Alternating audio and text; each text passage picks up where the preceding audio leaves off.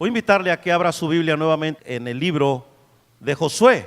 Vamos a ver otro suceso que nos narra este precioso libro y del cual vamos a aprender. Josué capítulo 14, por favor. Aquí aparece un personaje extraordinario llamado Caleb y ahorita vamos a aprender algo de este hombre de Dios. Escucha esta siguiente frase: los recuerdos no son la clave del pasado, sino para el futuro.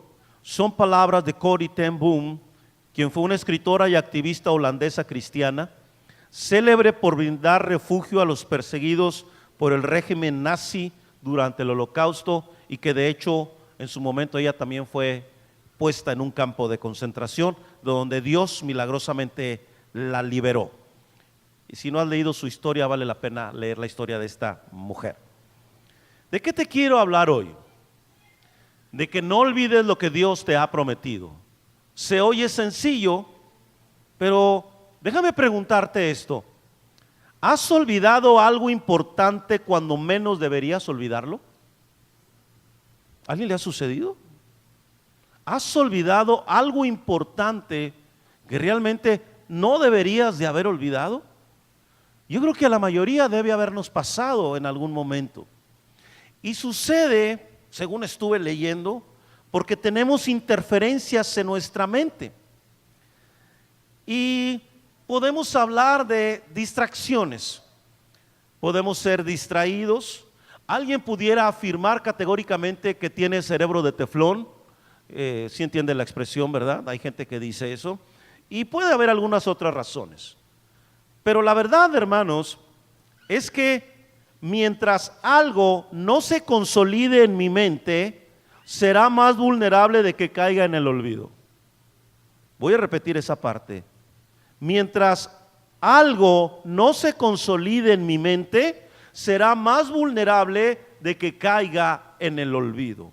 Es decir, que si algo no se afirma en mi mente, en mi corazón, diríamos en un lenguaje evangélico, créanme que eso quedará en el baúl del olvido. Ahí va a ser guardado. Y algún día, con la gracia de Dios, lo podremos recordar. Pero la idea es que no lleguen a ese lugar. Y por eso creo que cuenta mucho el valor y la importancia que le doy a lo que se me dice.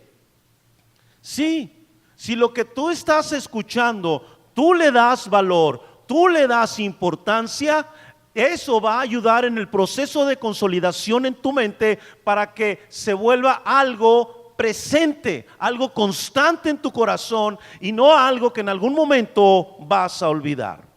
Así que, hermano, aquí en Josué capítulo 14 vamos a encontrar cómo Caleb recuerda, no olvida una promesa que Dios le da. Quiero que empieces a seguir la lectura a partir del versículo número 6.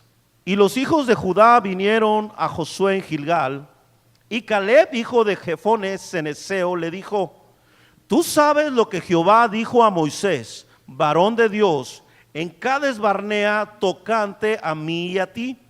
Yo era edad de 40 años cuando Moisés, siervo de Jehová, me envió de Cades Barnea a reconocer la tierra, y yo le traje noticias como lo sentía en mi corazón. Y mis hermanos, los que habían salido conmigo, hicieron desfallecer al corazón del pueblo, pero yo cumplí siguiendo a Jehová mi Dios. Caleb era un príncipe de la tribu de Judá, era hijo de Jefone, como lo acabamos de leer. Y también fue uno de los 12 espías que fueron enviados a reconocer la tierra prometida. Y Caleb se distingue por haber mantenido su fe en medio de esos 12 espías. Junto con Josué mantuvieron su fe y creyeron que Dios entregaría en su mano la tierra que les había prometido, aunque allí había gigantes. Ahora los años han pasado. Prácticamente el pueblo de Israel se ha apoderado de todo el territorio de Canaán, si bien todavía queda alguna parte por conquistar. Y es en ese contexto que Caleb se acerca a Josué y le dice que hay algo que él debe recordar como líder ahora. Lo leímos allí en el versículo 6. Si tú empiezas a leer después de los 2 puntos, dice: tú sabes lo que Jehová dijo a Moisés, varón de Dios, en Cades Barnea, tocante a mí y a ti. Es como si Caleb se hubiera acercado a Josué y le dijera: Josué, ¿te acuerdas de aquel asunto en Cades Barnea? ¿Te acuerdas de aquel momento cuando Moisés, por mandato de Dios o por indicación de Dios, dijo algo con respecto a ti y a mí? ¿Te acuerdas, Josué? Y yo creo, hermano, que inmediatamente Josué se transportó al momento, al instante que Caleb se estaba refiriendo. Y hermanos, ¿cómo olvidar ese momento? Digo, en la historia del pueblo del Señor es un momento decisivo y determinante. Y de hecho, Caleb enfatiza algo. Si tú lo notas, al final del versículo 7, él dice: y yo le traje noticias como lo sentía en mi corazón. Este sentir, más que una sensación, es una convicción. Y luego dice en el 8, al final: pero yo cumplí siguiendo a Jehová mi Dios. Hermano, es como si Caleb le estuviera diciendo: Josué, ¿te acuerdas que fuimos a reconocer la tierra? ¿Recuerdas que hubo 10 de nosotros que hicieron desfallecer al pueblo de Dios? Pero recuerdas que yo mantuve mi fe, que yo me mantuve creyendo en que Dios nos entregaría la tierra. ¿Recuerdas que así fue, Josué? Y me imagino a Josué haciendo así con la cabeza, asintiendo con la cabeza: sí, Caleb, sí lo recuerdo. Ese día, hermanos, y aquí es al punto al que va Caleb, le recuerda una promesa que le hicieron a él. Versículo 9. Entonces Moisés juró diciendo: ciertamente la tierra que oyó tu pie será para ti y para tus hijos en herencia perpetua, por cuanto cumpliste siguiendo a Jehová mi Dios.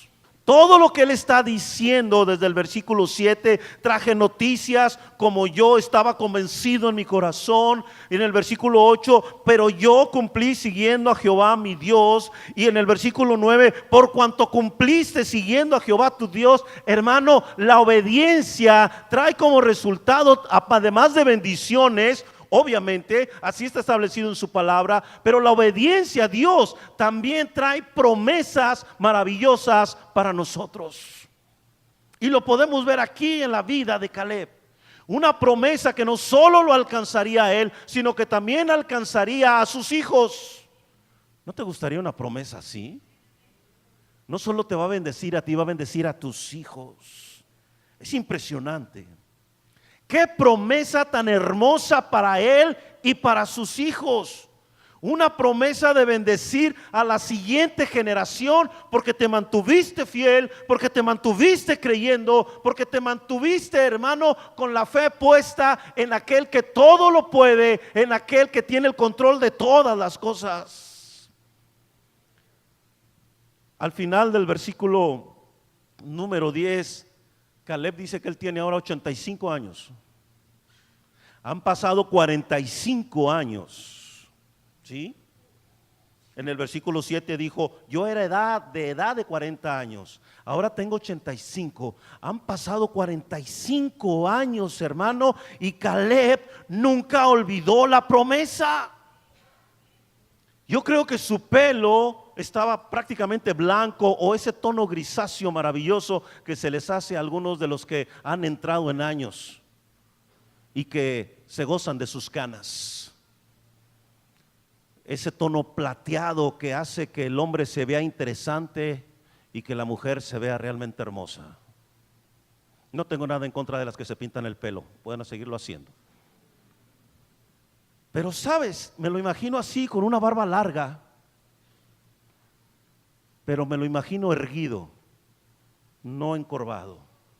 Me lo imagino firme, con su mirada siempre penetrante, así me lo imagino yo, obviamente, una mirada penetrante que habla de determinación en todas las cosas. Y sabes, pasaron 45 años y la promesa se mantuvo fresca en su mente como si se la hubieran dicho ayer. Eso es impresionante para mí. ¿Y por qué lo es, hermano? Porque también él sabe, de alguna manera entiende que ese es el preciso momento en que él debe acercarse con Josué y recordarle también a él, hay una promesa. Recuerdas que Moisés lo dijo y entonces era el momento de hacer suya la promesa. Gloria a Dios por ello. Creo, hermano, que de alguna manera esa promesa fue un motor en la vida de Caleb. Fue un detonante para conquistar, para luchar, para no dejarse derrotar, para mantener su fe y su fidelidad al Señor. Era una promesa que lo empujaba a continuar, que ardía continuamente en todo su ser, hasta el momento en que él supo, ya, este es el instante, ahora es cuando puedo hacer válida mi promesa. Y ahora yo te pregunto, ¿y ustedes, hermanos, nosotros? ¿Tienes alguna promesa en particular? Hermano, no me refiero a todas las promesas que vienen en la Biblia, porque la Biblia tiene una gran cantidad de promesas. No, me refiero a algo en particular que Dios te haya dicho. Algo que en algún momento, mientras seguramente leías la Biblia, o quizás a través de un sueño, o de una visión, o de una palabra profética, el Señor vino a ti y te mostró algo con toda claridad y te hizo saber que esto era para ti, o quizás una convicción interna de que algo iba a pasar, convicción que solamente puede dar el Espíritu Santo. Dime, ¿tienes una promesa? Yo espero que sí. Sabes, amado hermano, las promesas del Señor en nuestra vida son eso, son vida. Porque las palabras de Cristo son vida y son verdad. Cuando Dios te hable, cuando Dios te muestra algo, tienes que subrayar el pasaje, tienes que hacer una anotación, tienes que escribir el sueño, tienes que escribir la visión. Tienes que, hermano, plasmarlo de alguna manera, repito, para que no se pierda en el baúl del olvido, sino para que se mantenga siempre fresca en tu mente esa promesa que el Señor te ha dado. Para que los afanes de este mundo, para que las luchas y las pruebas, hermano, no hagan que la promesa se vaya llenando de neblina o de polvo y ya no la recuerdes. Necesitas mantener fresca la promesa en tu corazón. La promesa del Señor, además de darnos vida, nos da paz. Alimenta nuestra confianza día a día. Se convierte en un motor que nos impulsa a seguir adelante, pase lo que pase y venga lo que venga. La promesa, hermano, nos da estabilidad y nos da la seguridad, escucha, de que Dios tiene todo bajo control. Tus dolencias, tus problemas, tu trabajo. La promesa te recuerda que el Señor sigue sentado en su trono alto y sublime y Él sigue teniendo dominio sobre todas las cosas. Y hermano, como esa promesa está tan viva en nuestro corazón y late continuamente en nuestra alma y en nuestro espíritu, entonces sabremos cuándo es el momento de hacer nuestra esa promesa en el nombre del Señor. Hermano, es maravilloso recibir una promesa. Hay una Biblia que es la que uso para mi lectura diaria. Esta Biblia que uso aquí para predicar me la prestó mi cuñado Ignacio, que también es pastor. Tiene la letra más grande y no tengo que usar lentes para leerla, así que me ayuda. Y en esa otra Biblia, cuando Dios me muestra algo, cuando entiendo por el Espíritu Santo que Él me está hablando algo en particular, le anoto. Hago allí una anotación. Y recuerdo que antes de venir a esta iglesia, cuando ya sabía yo que venía para acá, el Señor me dio un pasaje y le puse ahí, esta es para la iglesia de Chapel. Y allí la tengo. Y sé que llegará el momento en que se haga realidad. ¿Sí? Y tengo también otra anotación en una promesa que me dio para mis hijos.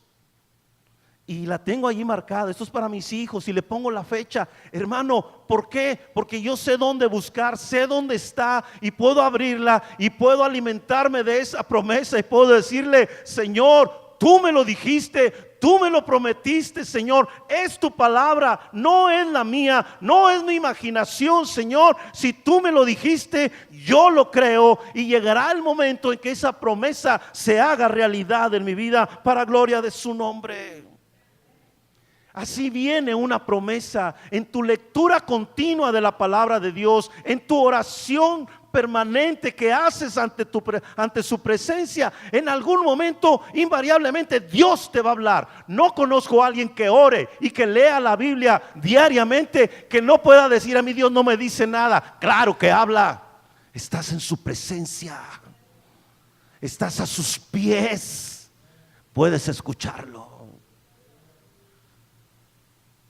Quizás algunos necesitan volver a orar y otros necesitan orar, y todos necesitamos permanecer en la lectura continua de la palabra de Dios, y eso te hace dócil. Recuerda que todo esto es espiritual, y eso te hace dócil a la voz de Dios para que entiendas cuando Él te está hablando.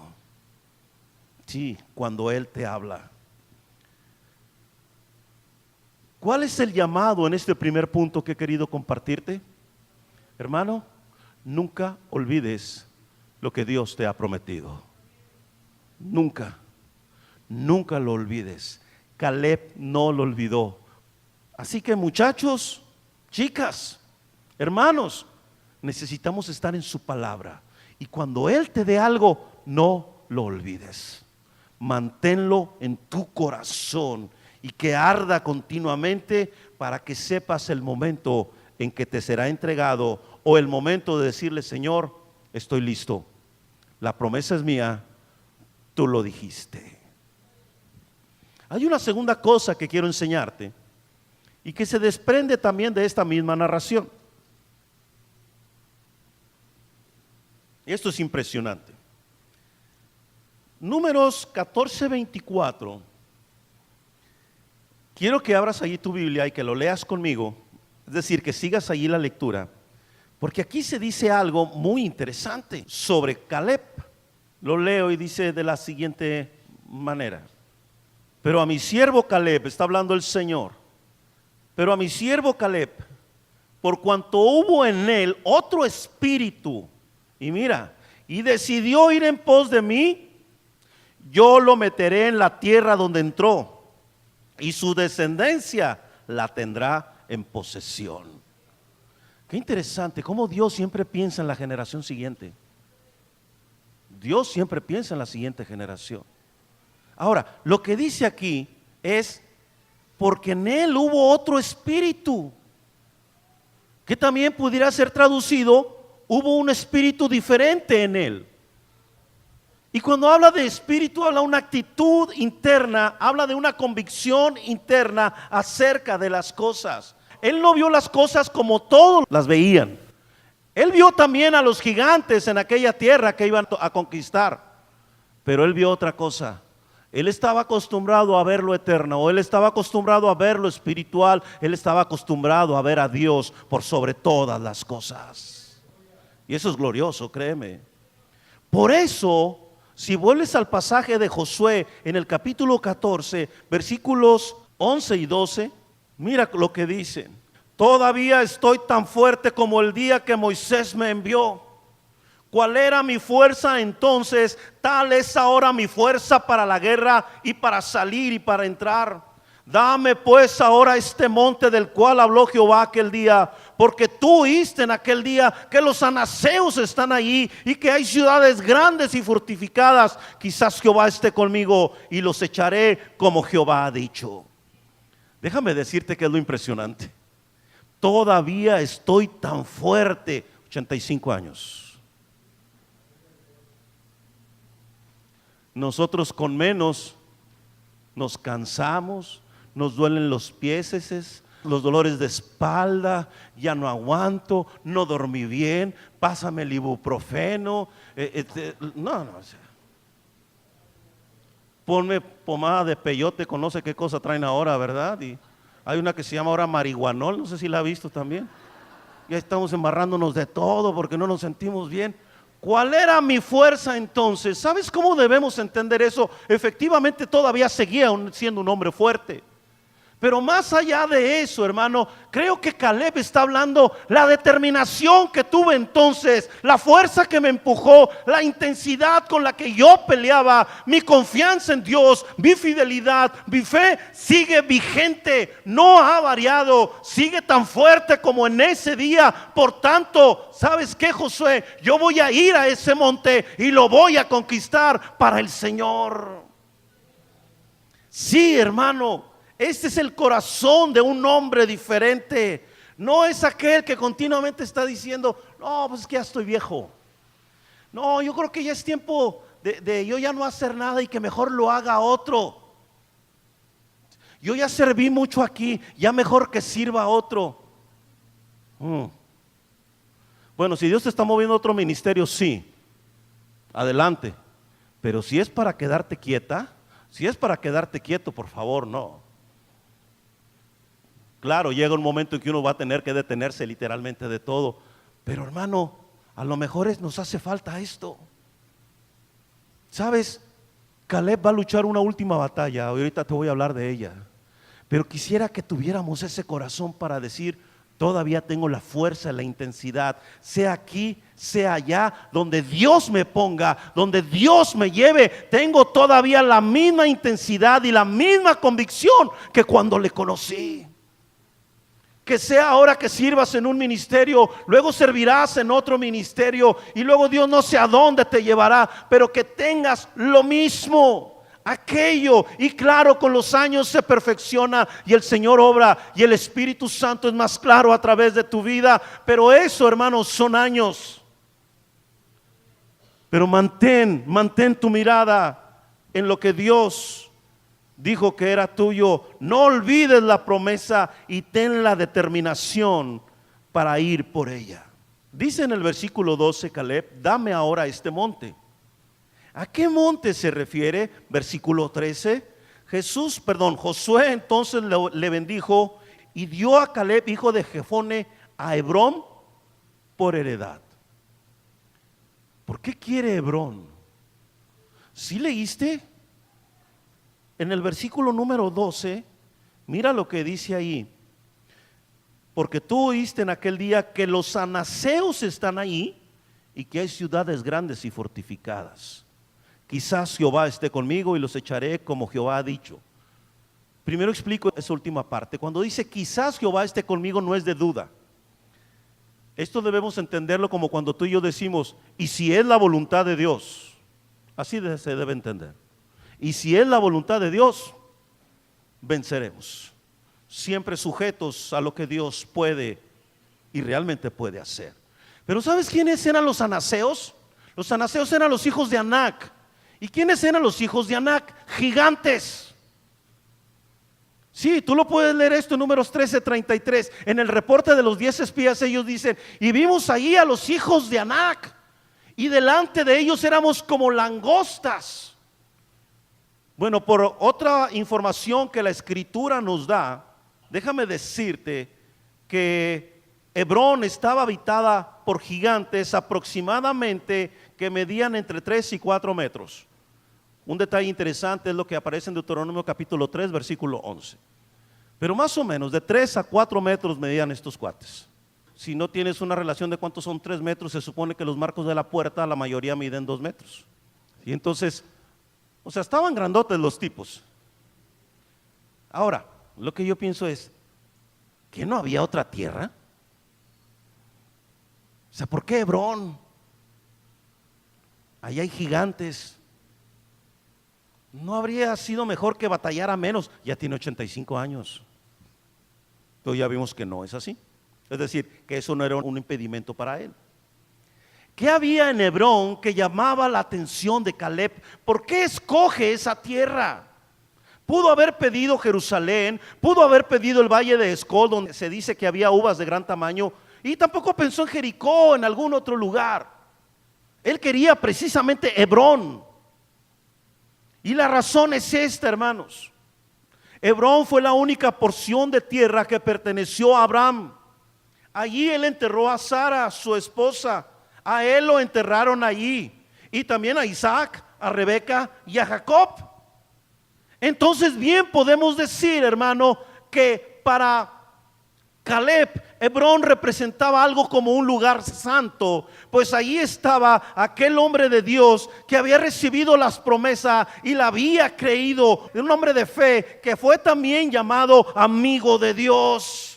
Y ahí estaba también Isaac, su hijo, y ahí estaba también su nieto Jacob. Estaban los tres hombres, los tres nombres que menciona Dios para siempre presentarse delante de los demás. Yo soy el Dios de Abraham, yo soy el Dios de Isaac y yo soy el Dios de Jacob. ¿Qué estaba viendo Caleb que no veían todos los demás? Y estaba viendo lo espiritual, la espiritualidad que representaba ese lugar. Ahí está el Padre de la fe, ahí está nuestro Padre. Ese territorio tiene que ser nuestro. Y no me importa que haya gigantes ahí, gente impía, gente que no teme el nombre del Señor. No me importa que haya ciudades, que haya lugares fortificados allí. No me interesa. Ese lugar es para Dios. ¿Sabes, amado hermano?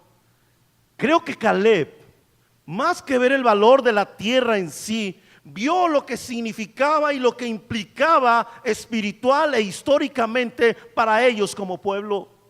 Definitivamente debió considerarlo territorio santo, repito, ocupado por gente impía, y él estaba decidido a que eso no podía quedarse así.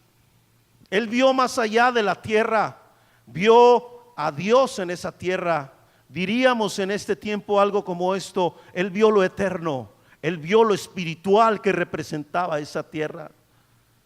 Hermano, la última vista que tenemos de Caleb aparece en el versículo 14. En el versículo 13 Josué le dice: adelante, toma Hebrón. Y en el versículo 14 mira lo que dice: por tanto, Hebrón vino a ser heredad de Caleb. O sea, si oye sencillo, pero ¿sabes qué implica eso? Que Caleb fue y luchó y venció. Diríamos en México, les puso unas patadas. No importa el tamaño que tuvieran, él los derrotó. Para mí eso es impresionante. Tengo la impresión de que él estaba acostumbrado a luchar con gigantes. O sea, que era el que decía: tráiganme a los grandotes, porque los de mi tamaño ni para el arranque. O sea, tráiganme a los más altos. ¿Sabes, amado hermano? ¿Qué nos enseña esta decisión de Caleb, esta determinación de Caleb? Que yo creo que tú y yo, hermano, necesitamos aprender a poner nuestra mirada en lo espiritual y en lo eterno, en aquello que en verdad tiene significado, en lo que trasciende, en lo que no es temporal, en las cosas que pertenecen a Dios. Porque eso, hermano, nos posiciona, repito, con la mirada en lo eterno y no en lo de este mundo. Es lo que Pedro llama una herencia incorruptible, incontaminada e inmarcesible, reservada en los cielos para nosotros. Primera de Pedro 1:4. Esto, al igual que Caleb, nos hace tener un espíritu diferente, porque me despojo de lo temporal para apropiarme de lo eterno y de lo espiritual, hermano, en nuestras vidas. Es lo que Pablo dice en Colosenses 3, versículo 1: si pues habéis resucitado con Cristo, buscad ¿qué? Las cosas de arriba, donde está el Señor. Hermano, tiene que llegar un momento en que tú y yo valoremos más esto que lo de afuera. En que valoremos, hermano, nuestra esperanza, nuestra salvación, nuestra justificación en Cristo Jesús. Y entonces, hermano, entendemos lo que Pablo quiso decir en 2 Corintios capítulo 4 versículo 18: no mirando nosotros las cosas que se ven, sino las que no se ven, porque las que no se ven son ¿qué? Eternas. Y con ello me refiero a todo lo que la Biblia nos dice. Me refiero, hermano, a nuestra comunión con Dios, a nuestra dependencia del Espíritu Santo. Me refiero a buscar lo que le agrada a Dios, a vivir acordes con su palabra y teniendo la fe como sello que nos distinga de entre los demás. Y por supuesto, hablando y confesando la esperanza firme que tenemos en Él de una vida eterna.